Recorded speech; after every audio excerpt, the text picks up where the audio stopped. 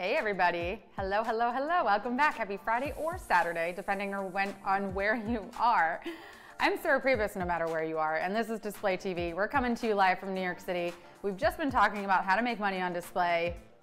We got trivia coming up for $500, and I'm seeing some chatter in here. People want to know about last night's game, so let's address it. There was a message that said that there were 0 winners last night. We're aware that there were not, in fact, 0 winners. So our trivia wizards are hard at work, and if you did win that game, you will be paid for it. So just be patient. But yes, we are aware that that was a glitch, and there were not just 0 winners.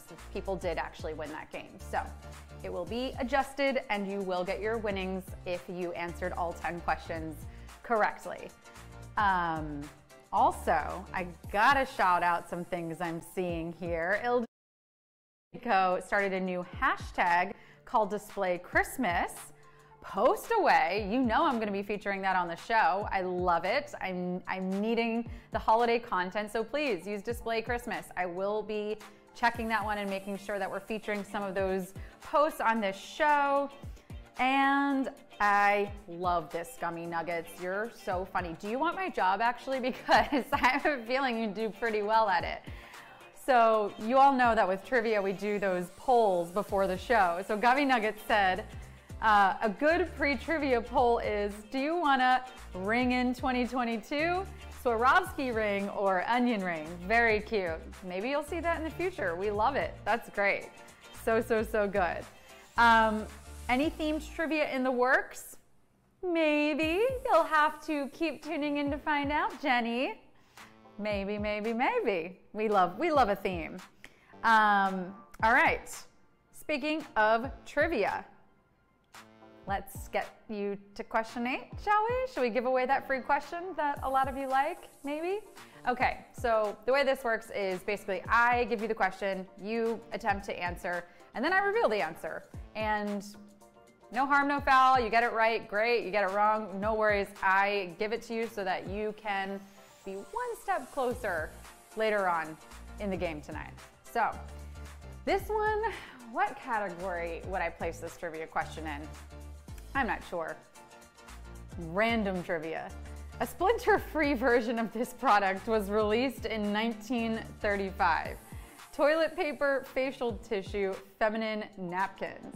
A splinter-free version of this product was released in 1935. Toilet paper, facial tissue, feminine napkins. I mean, this scares the bejesus out of me because the fact that there are splinters in any of these, I don't know about that. I don't want to use any of these if I'm at risk of splinters. None of them are in great areas to be getting splinters. I won't break it down any more than that, but thank goodness that we finally had a splinter-free version. Am I right or am I right? We already answered this earlier in the show. I am right.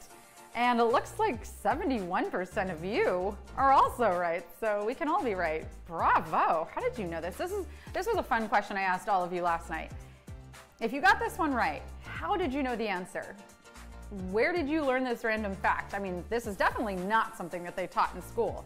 The correct answer is toilet paper. Toilet paper is your answer to question 8 tonight. And tell me right now in the chat, 72% of you who got that right. How did you know it? How did you know that it was toilet paper? Was it a guess? Did you learn that at a trivia night somewhere? Where do you even pick up random facts like that? Let me know, I'm always curious. So we do have trivia starting in 12 minutes.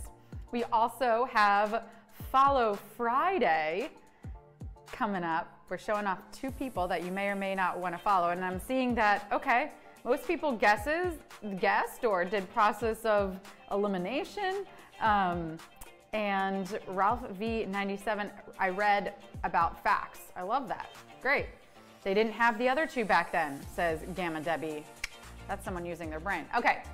I'm going to show off some people on display who are making great content. Maybe they'll inspire you as to what you should be posting and therefore help you make money. We'll be right back with those.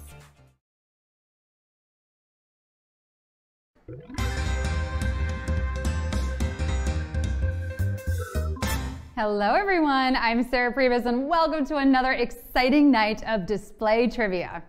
Well, let's see what's on our radar tonight. Here's my forecast. I'd say It's looking like the winds are out of the east, bringing in a flood of cash moolah, skies and thoughts will be partly cloudy with a potential high of $500. Then we're going to see some scattered brains when we start getting closer to the end of the quiz, but would you look at that? The clouds will part just in time for us to shower some winners. I like to be prepared for all kinds of weather. So let's go over some of these rules, shall we? You'll have 10 seconds to answer 10 questions each. When the question appears on your screen, choose carefully because once you tap, there's no going back. Make sure you're connected to Wi-Fi and you're holding your phone vertically. If you get all 10 right, your winnings will appear in your display bank account once you have a completed profile and are active in the app. All right, everyone, got your phone in hand, maybe an umbrella ready? Let's make it rain. It's time for display trivia.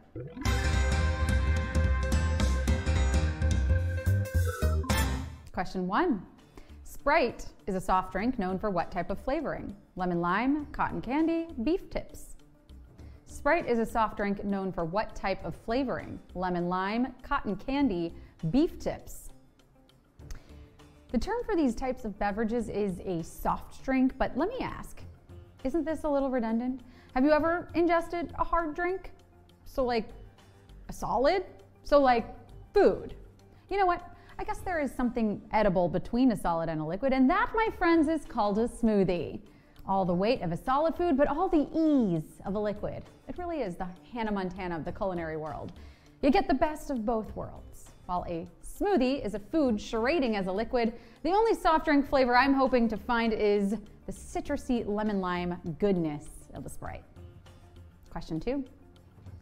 The popular ancestry testing kit is called 23andMe, 23andWe, 23andShe. The popular ancestry testing kit is called 23andMe, 23andWe, 23andShe. Does anyone know where the 23 in the name of this product comes from? No? No, it's not the number of relatives you'll discover that you didn't know you had, although that did happen to me. And no, it's not the $2,300 that you'll spend on a new home security system once you meet these new family members and realize that there's a reason no one talks to this side of the family. No, it's not the 23 stitches you'll receive from having to fight off one of said family members because they've been following you around town in a beige Civic. The point is, be careful. And the 23 stands for number of chromosomes in the human genome because 23andMe is a genetic testing kit that helps you find out a little bit more about your ethnic heritage. Question 3. Which color of paperwork is typically associated with a layoff or firing? Pink, mauve, mint. Which color of paperwork is typically associated with a layoff or firing? Pink, mauve, mint. I'm not sure how or why the association between this color and getting fired came to be, but let me tell you this. The time I got fired, the paperwork wasn't pink, it wasn't mauve, it wasn't mint, because it wasn't even white, because I never even got a piece of paper. No, when I was fired, it was just an email, which is to say it was just a text message that said, you're out. And so what if it wasn't even a real job and just an adult recreational show choir team? But what we had was real. I guess the rest of the Shirley Tempos didn't see it that way. They let me keep the costume, but I lost a lot of dignity, I'll tell you that. Pink slips are what an employee receives at termination, and pink slips with sequins is what the Shirley Tempos wore for our performances. Question 4. Merv Griffin is the producer behind all of the following TV programs except Jeopardy, Wheel of Fortune, The Price is Right. Merv Griffin is the producer behind all of the following TV programs except Jeopardy, Wheel of Fortune, The Price is Right.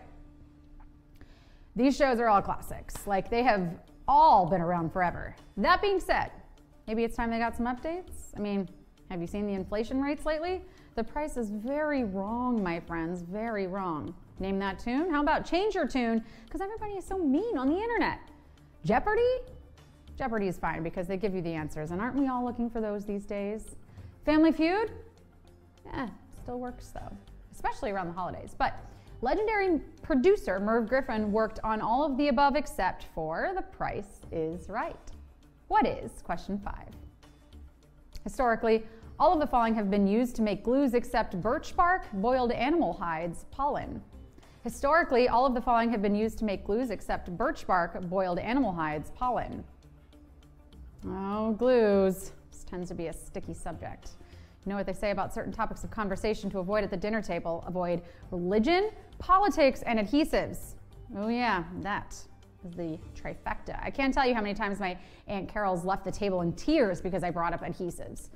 Here, let me help you, okay? It's the holiday season, so here's a list of words to avoid.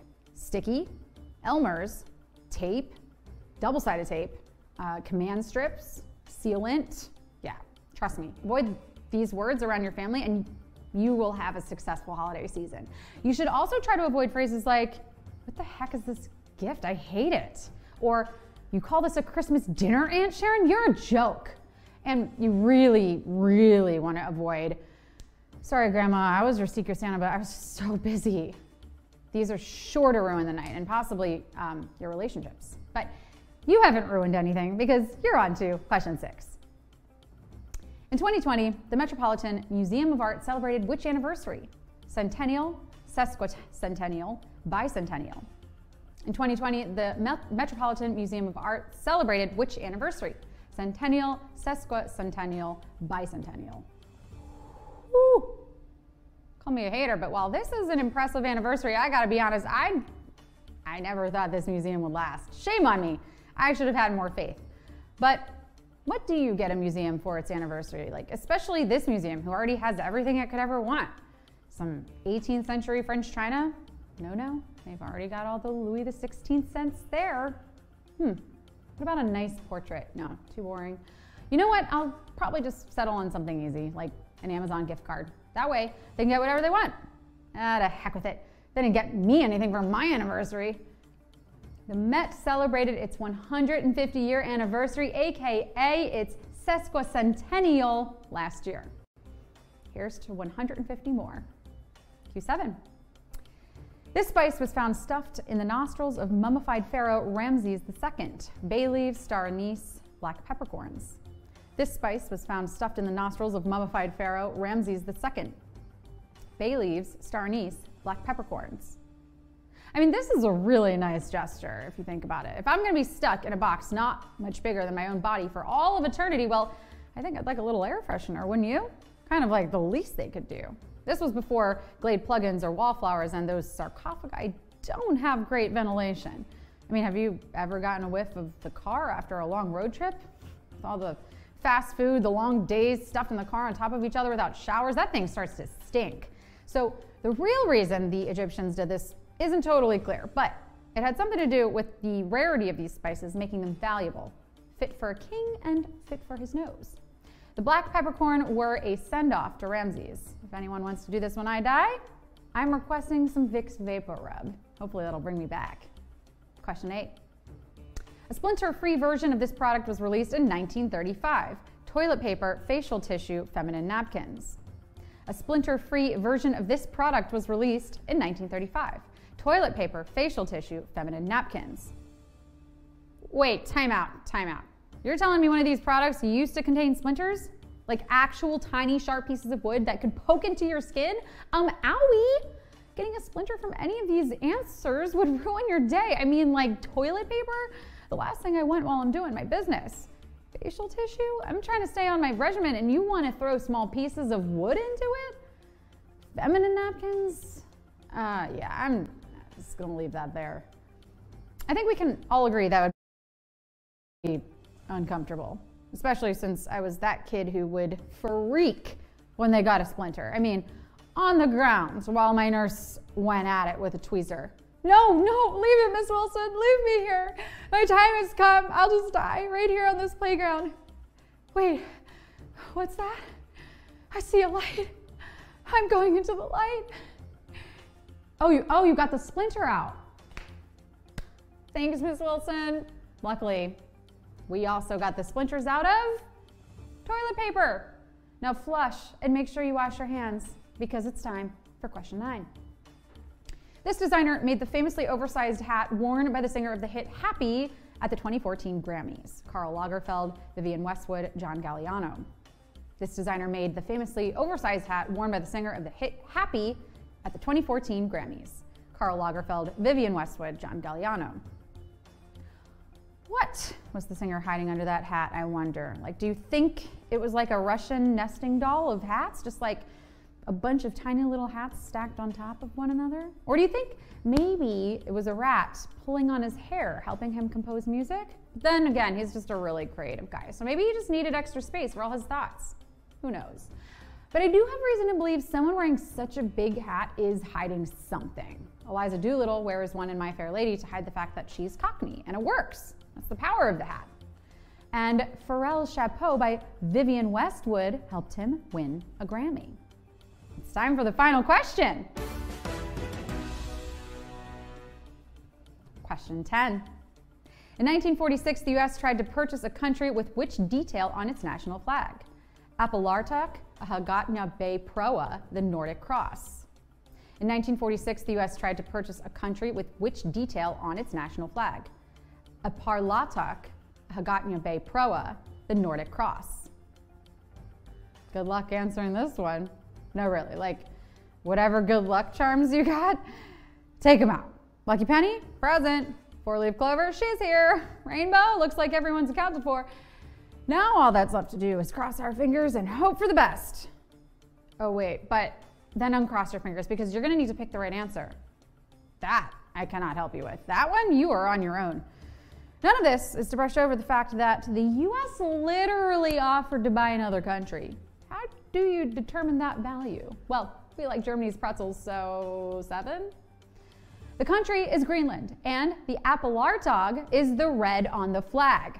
Greenland is the only Scandinavian country not to have a Nordic cross. And the Hagatna Bay Proa, that's part of the Seal of Guam. Well, look at that. The storm has finally passed, and I think you all have earned your day in the sun. So strike a pose, give yourselves a pat on the back, take a curtsy, a bow, give me the middle finger. No, wait, no, don't do that. You came, you slayed, you displayed your knowledge, and you got paid. You want to make even more here? Post on display, babe. That is some passive income right there. Just ask anyone in the chat who's already earning on this app. And if you want to know how, well, we'll see you Monday at 7:30 for our pre-show, where I always shower you with the free answer to the night's quiz. I'll see you then on display.